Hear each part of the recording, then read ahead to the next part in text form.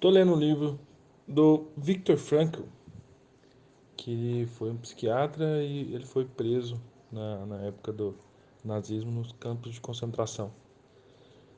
E esse livro é muito interessante porque foi o início da abordagem terapêutica que ele desenvolveu. Quando ele foi preso, ele estava escrevendo, aí ele passou por todos os terrores da guerra e de estar preso. E ele guardava para si um propósito durante isso, durante todo esse problema. Ele queria sair para ele poder publicar um dia que ele foi descobrindo, que ele foi estudando. Ele mesmo fala durante o- a passagem nos campos de concentração, durante todo o livro, que uma das descobertas dele, que ele viu antes de entrar no campo de concentração e depois viu na prática, como que o efeito do propósito tem, qual o efeito do propósito em nós, né, no ser humano. Ele relatou que por um tempo ele foi suporte na área médica em alguns dos campos de concentração, um campo de concentração, e ele via claramente que quem tinha um propósito claro, uma vontade de fazer, conseguia reagir melhor, inclusive para as doenças que assolavam o lugar, né? Imagina, um lugar absolutamente com condições inumanas, tinha as doenças que acabavam atingindo as pessoas. Então ele mesmo disse e viu e relatou depois um livro que chama Em Busca do Sentido, que as pessoas que tinham um propósito claro, e esse propósito vibrava, conectava com a própria alma dela, não é um propósito simples, é um propósito desafiador, quiçá grandioso, possível. Então, essas pessoas, eles reagiam melhor aos problemas, eles tinham respostas melhores, inclusive respostas físicas melhores às doenças. E esse negócio de propósito tem aparecido muito nas discussões hoje em dia, sejam de carreira, seja de negócio, sejam de novas empresas, sejam de novas lideranças, liderança por propósito, líder visionário. Nós estamos passando por uma revolução que eu acho incrível, que está mudando a forma de desenvolver negócios, produtos, serviços, empresas. E tem muito a ver com esse propósito, porque há um tempo atrás, devido ao desenvolvimento na época de escassez, digamos assim, num paradigma de escassez,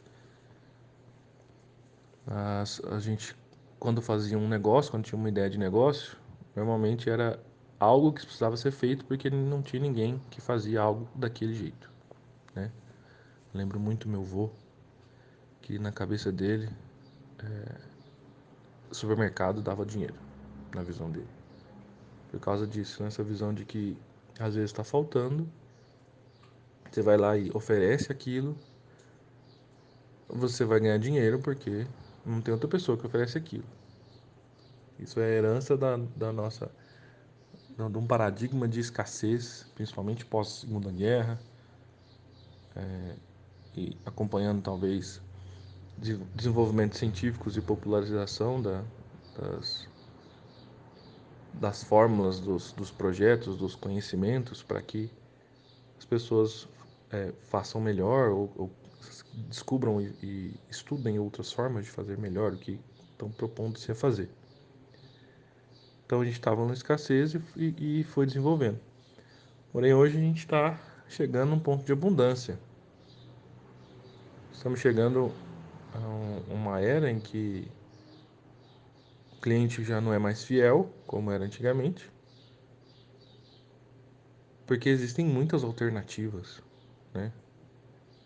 No passado, se você, com a construção da ampliação de uma cidade, se você fosse lá e abrisse uma farmácia num bairro que não existia, onde não existia farmácia, Era só não errar, que essa farmácia estava inteira, estava dando dinheiro, essa farmácia era próspera.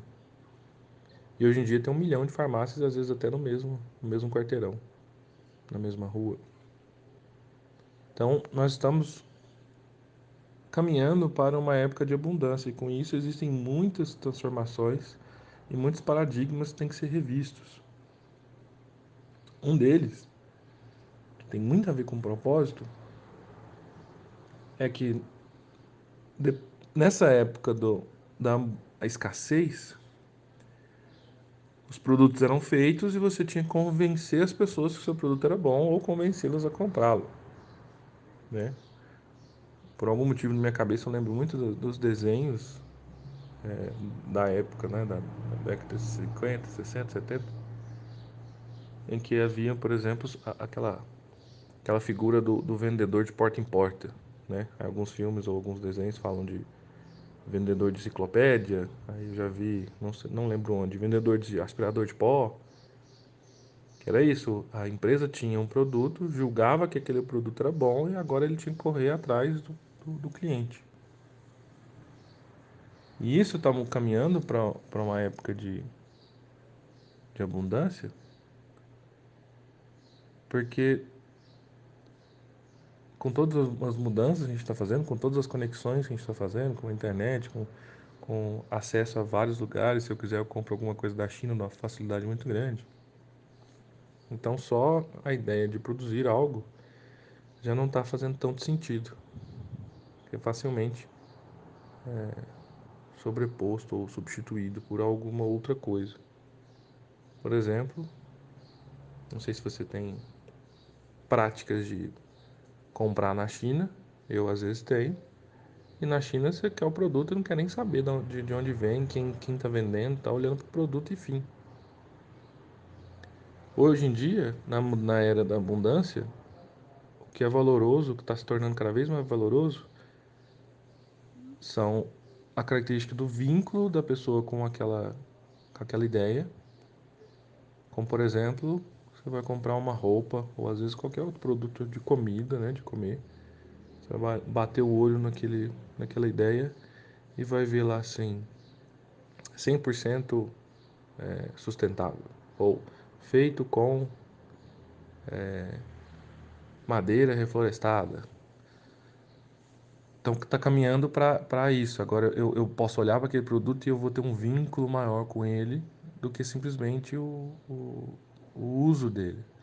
Eu olho, por exemplo, tô vendo aqui o que eu comprei esses dias, um que chama Suco do Bem.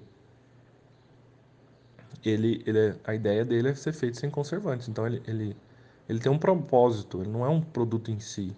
Suco por suco existem milhões, mas esse ele tem um propósito em si. Então a gente está caminhando para essa mudança de paradigma, para ir para propósitos, para a gente entender qual o propósito por trás daquilo.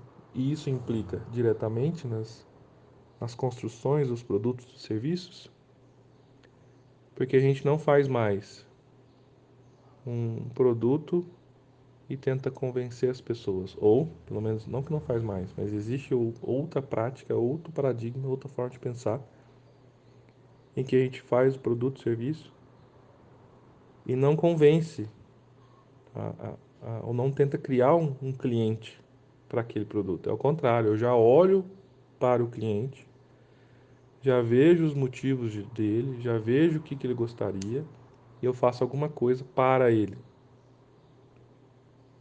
Posso fazer alguma coisa para sanar os seus problemas. Hoje em dia mudamos a ideia de pego alguma coisa e tento vender para a maioria das pessoas e começo a criar, vender para tipos de pessoas e assim eu me conecto melhor. Por isso que entra essa ideia de propósito. Os porquês estão muito mais intensos, muito mais claros ou deveriam estar. As pessoas notam mais, estão olhando mais por causa dessa abundância. Agora eu tenho muitos, então eu posso escolher.